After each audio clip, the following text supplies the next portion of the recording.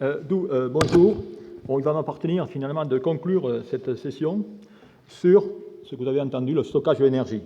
Alors ce que je vais faire aujourd'hui, c'est vous donner un peu un aperçu de ce qui se passe dans le domaine du stockage d'énergie.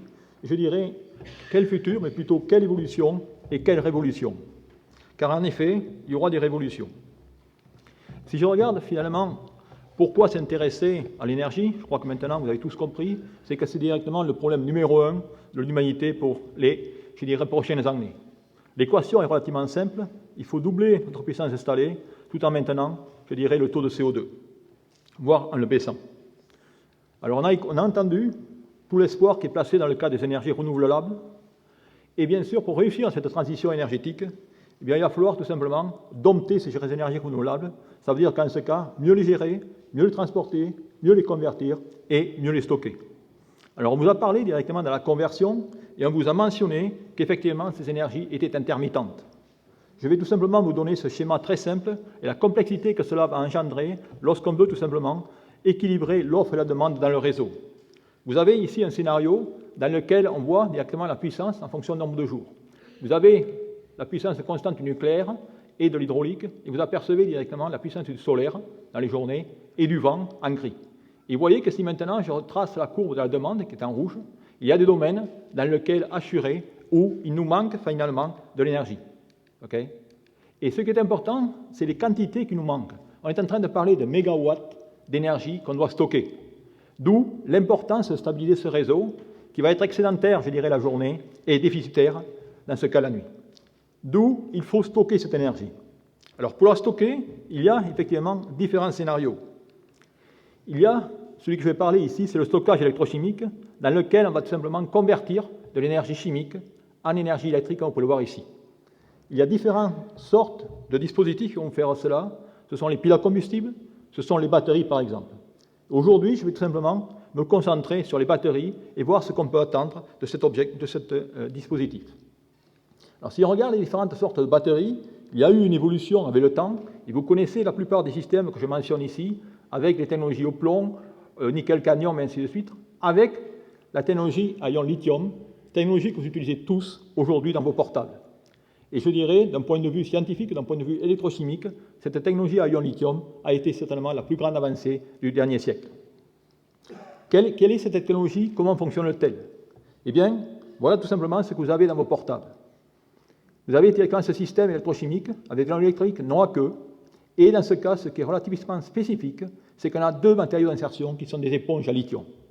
Et lorsqu'on va directement connecter ces électrodes de circuit extérieur, ces réactions vont avoir lieu en tandem et vont conduire directement à cette courbe potentielle capacité.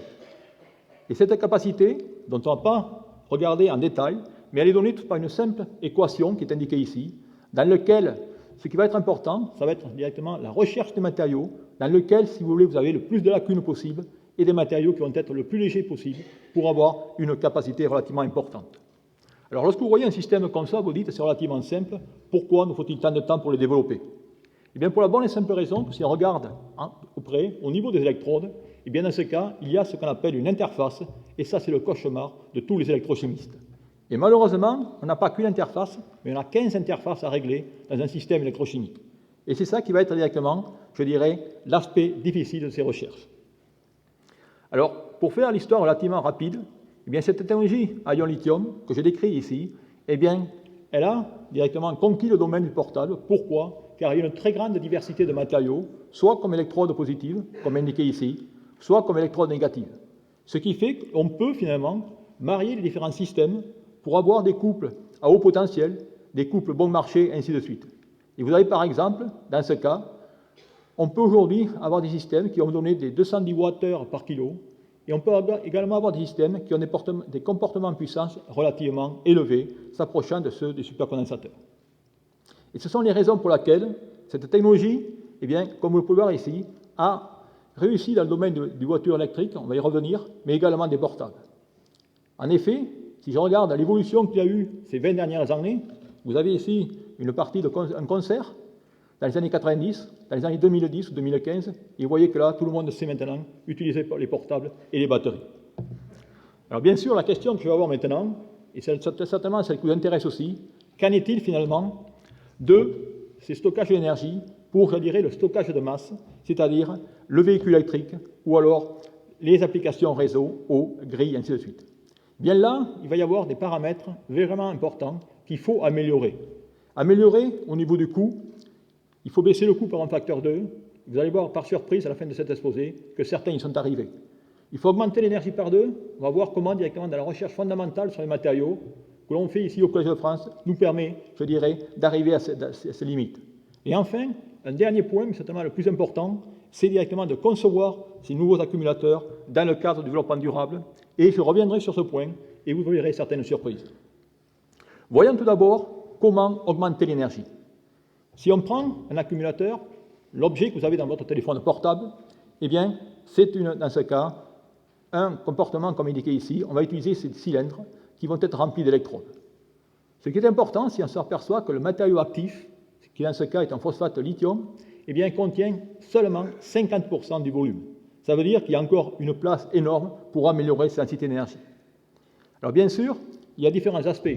On peut regarder l'aspect technique ou l'aspect matériau. Et aujourd'hui, on va s'intéresser à l'aspect matériau, mais très légèrement, très succinctement, et je vais vous montrer comment des recherches fondamentales, qui ont été mentionnées ce matin par le ministre, qui ont été mentionnées par notre cher administrateur, sont nécessaires pour réellement avoir des ruptures. Au niveau des matériaux, aujourd'hui, il y a deux grandes classes de matériaux qu'on utilise. Ceux que vous connaissez fort bien, notamment ce lithium FePO4, qui est utilisé dans certaines voitures électriques, et une autre classe de matériaux qu'on appellera les composés lamellaires, qui sont des composés riches en oxygène et ainsi de suite, et qui ont un avantage au niveau de la densité d'énergie et ainsi de suite. Et je vais vous montrer en deux transparents comment des recherches sur des matériaux bien connus ont permis, je dirais, d'ouvrir tout notre monde dans la recherche de matériaux à haute densité et haute capacité. Je vais prendre ce composé, c'est celui-là que vous avez mis il y a 20 ans dans vos accumulateurs, c'est LiCO2. Vous voyez ce composé lamellaire avec le lithium en jaune. Voilà directement votre accumulateur, vous voyez la courbe de charge et de décharge, ainsi de suite. Et durant pas mal d'années, les chercheurs ont essayé de faire les substitutions chimiques au niveau de ce matériau en remplaçant, par exemple, ces atomes verts par des atomes différents, c'est-à-dire du cobalt par du manganèse, du nickel, et ainsi de suite. Pour faire l'histoire courte, vous observez ici les progressions. On est passé de 150 mAh par gramme à 180 et à 270 mAh par gramme. Et là, on n'arrive pas du tout à comprendre, ou on ne comprenait pas, quelles étaient les origines de cette augmentation exacerbée de la capacité. Eh bien, en faisant des recherches profondes, et là je représente dans un transparent 5 ans de recherche, où on a pu comprendre finalement quelle était l'origine de cette extra-capacité. Vous apercevez ici, il y a directement un redox cationique. Ils nous ont montré que cette capacité pouvait être doublée parce qu'on peut maintenant engendrer la partie anionique de ce réseau. D'où on peut maintenant préparer ces matériaux à double capacité, comme vous pouvez le voir ici. C'est-à-dire qu'on a ouvert notre direction au niveau de la recherche, et bien sûr, de nombreux groupes dans le monde se sont lancés à la poursuite, et vous avez ici un composé qui vient de sortir il y a de cela 5 mois, dans lequel ils ont dépassé maintenant 300 mAh par gramme. Cet exemple, tout simplement pour vous montrer les bienfaits qu'entraîne la résolution de problèmes scientifiques fondamentaux émergents des défis technologiques concrets. Et je pense que c'est certainement un point important dans notre recherche. Et c'est grâce à ces matériaux, finalement, que le véhicule électrique peut progresser. Et aujourd'hui, vous avez, je dirais, un autre modèle qui sort tous les 6 mois. Et la question que je voulais adresser maintenant, est-ce que le véhicule électrique est la solution pour un monde durable? Et pour répondre à cette question, je vais tout simplement détailler un peu un bilan énergétique, si on veut, de ce qui se passe au niveau du CO2.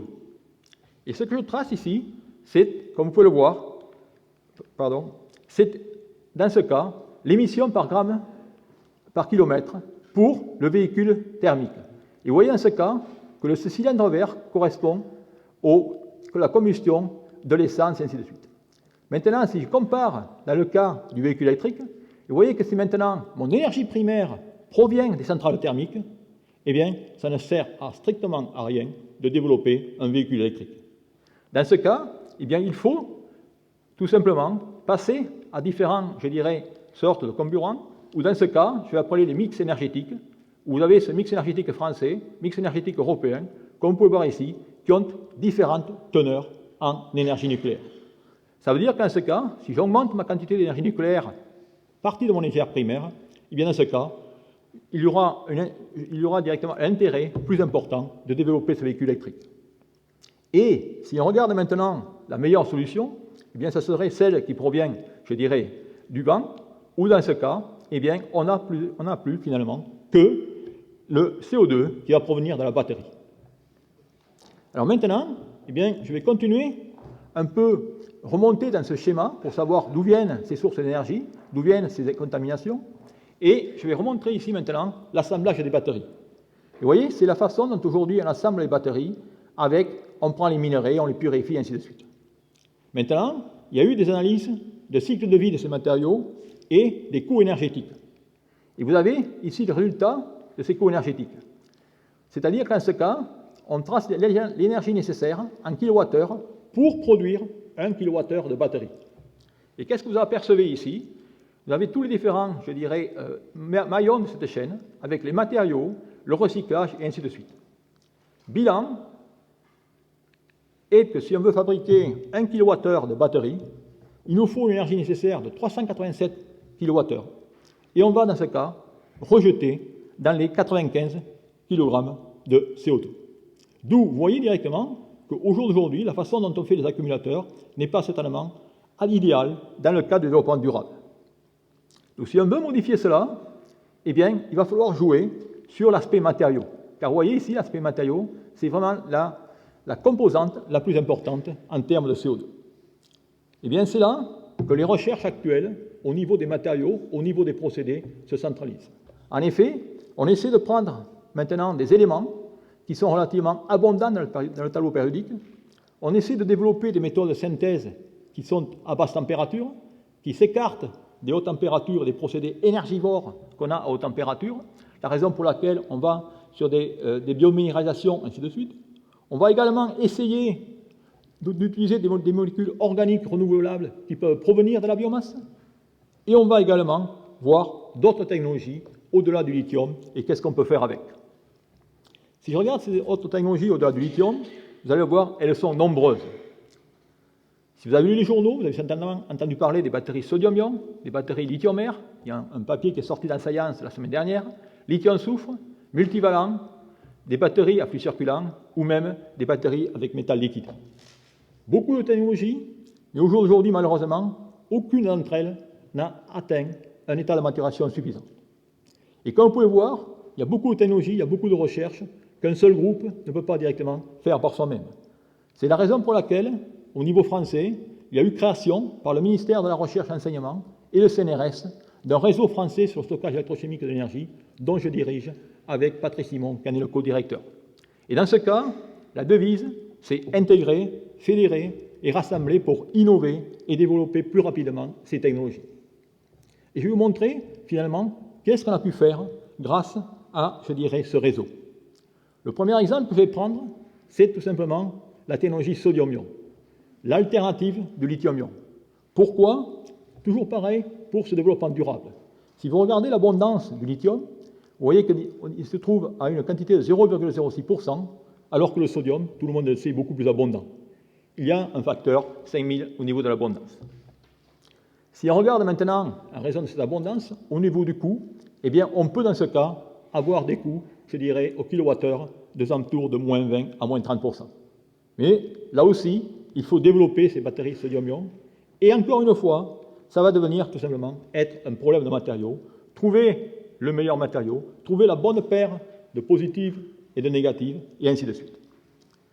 Et bien sûr, il y a des recherches énormes dans le monde à l'heure actuelle là-dessus. Vous voyez par exemple, les 30 dernières années, le sodium n'a pas créé beaucoup d'activité. Dans les derniers 5 ans, il y a eu, je dirais, toute une activité très intense à ce domaine, avec des matériaux qui, heureusement pour nous, sont les mêmes familles de matériaux qu'on avait trouvés tout simplement dans le cas du lithium-ion. D'où on va dans ce cas redévelopper des systèmes et retrouver des matériaux. Et le système qu'on va développer est un système qui est indiqué ici, dans lequel on a des composés à base de sodium, comme électrode positive, et comme carbone électronégatif. D'où dans ce cas, on va tout simplement développer, au sein de ce réseau français, des cellules sodium-ion qui vont être l'équivalent du lithium-ion, mais à plus bas coût. Et cela est fait dans le cadre de ce fameux réseau français avec le CEA, qui ont été au jour d'aujourd'hui les premiers à assembler ces accumulateurs sodium-ion qui peuvent directement donner une énergie densité de 90 Wh par kilo.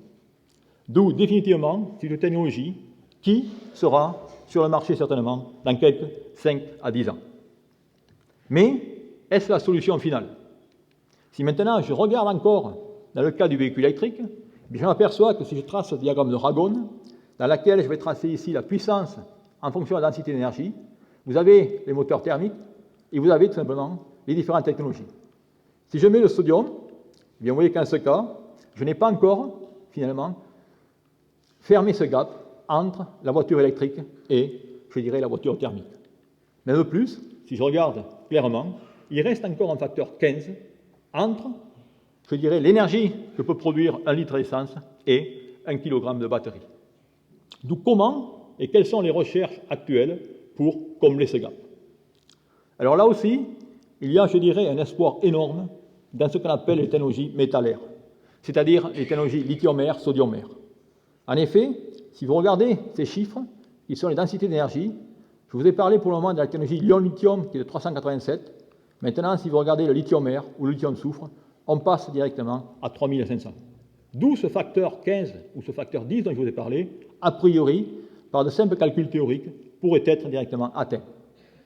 Et c'est la raison pour laquelle il y a eu un espoir énorme par les fabricants d'automobiles qui pensent déjà qu'on pourra utiliser des batteries lithium-air ou lithium-soufre pour obtenir ces 500 km d'autonomie.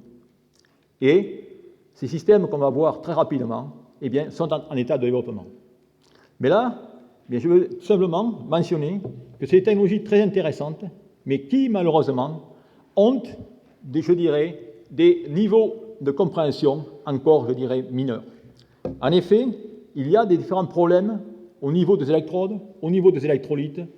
Il y a de nombreux verrous technologiques à lever au niveau de la technologie, je dirais, lithium-air. C'est la raison pour laquelle, eh bien, malgré tout ce qu'on peut lire dans les journaux, il y aura au moins 20 ou 30 ans de recherche encore avant d'avoir la commercialisation d'un tel système.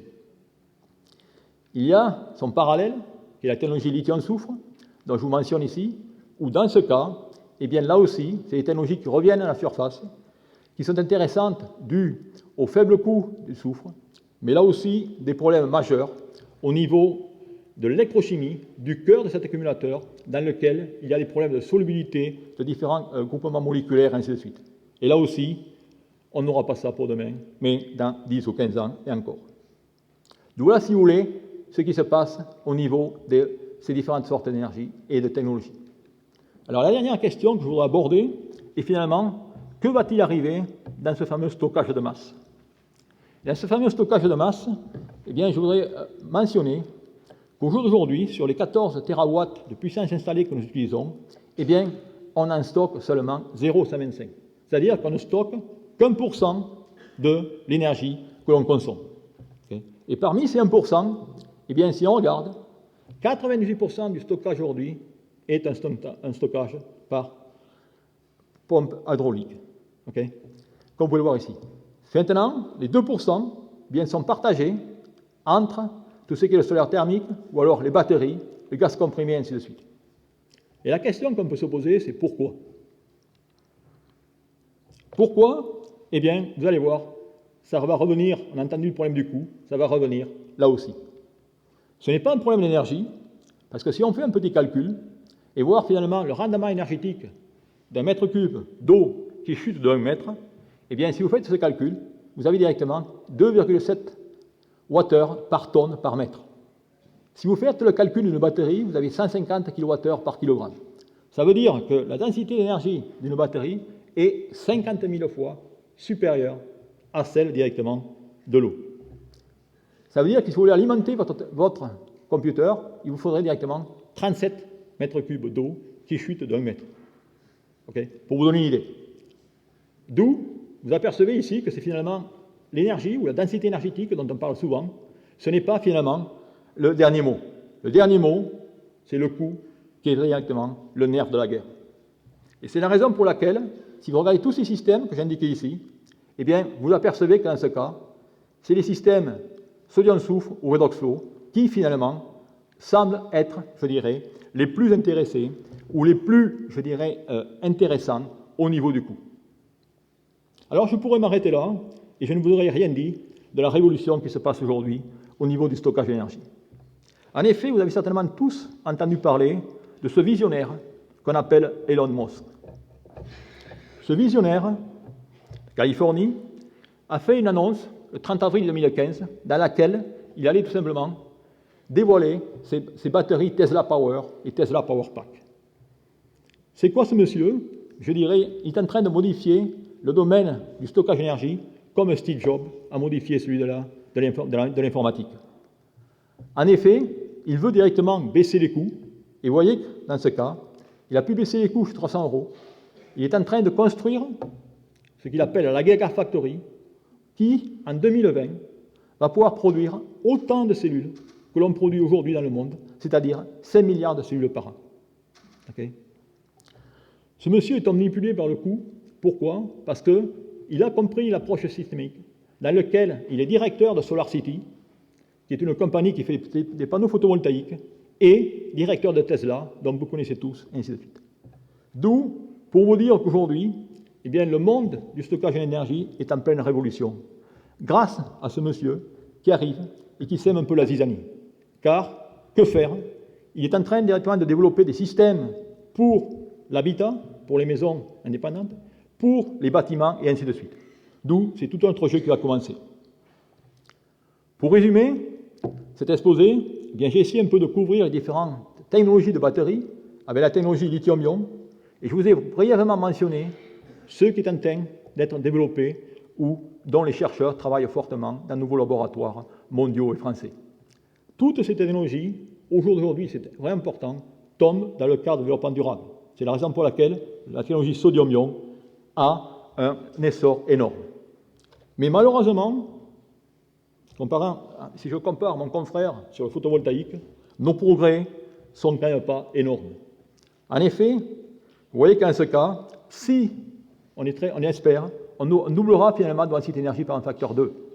Et on est très loin de la loi de Moore, où, bien sûr, on double en ce cas la capacité de mémoire de 2 fois tous les 18 mois. Pourquoi? Et ça, il faut bien être clair, ce stockage électrochimique repose sur une liaison chimique. C'est-à-dire que le nombre d'électrons est limité et on connaît finalement quelle est notre limite intrinsèque. D'où il faut directement sortir avec un concept totalement différent. Mais enfin, j'espère vous avoir convaincu que dans ce domaine, on fait des progrès, puisque voilà la première conversation téléphonique qui date de 1920. Vous voyez la batterie, vous voyez les antennes, et aujourd'hui, on est arrivé ainsi. Alors la question que je voudrais terminer cet exposé, c'est en revenant sur mon premier transparent, dans lequel je vous ai dit 2050. D'où finalement, quelles sont les chances qu'on réussisse dans ce défi? Eh bien, en tant que chimiste, on est très optimiste parce qu'on a un tableau périodique. Et on croit un peu à notre intuition, d'où on va pouvoir faire directement de nombreux produits. Malheureusement, quand vous avez un tableau périodique comme ça devient un cauchemar de trouver le bon matériau, celui de demain. D'où il est clair que là aussi, il faudra développer une interdisciplinarité et se coupler fortement avec les personnes qui font de la chimie théorique et essayer de voir si on peut, comme ces personnes ont fait dans le domaine génomique, faire un génome des matériaux. Mais il faudra quelque chose, je dirais, de supérieur, et je crois que ça peut résumer finalement les différentes conférences qu'on a eues ce matin. Je vois Edouard Barthes vous a fait directement un exposé sur les nouveaux instruments qu'on doit développer. Bien, je crois que pour nous, pour les matériaux, on a connu les bienfaits de la microscopie, okay, mais lorsqu'on travaille dans des systèmes énergétiques qui reposent sur les réactions redox, je crois que ce qui serait vraiment important, c'est de comprendre l'électron et ce qui se passe. Et le rêve, eh bien, pour nous, chimistes, tous ceux qui travaillent sur les matériaux reliés à l'énergie, que ce soit le photovoltaïque, que ce soit la conversion de CO2, que ce soit le stockage électrochimique, tout est basé sur des réactions redox qui font directement intervenir l'électron.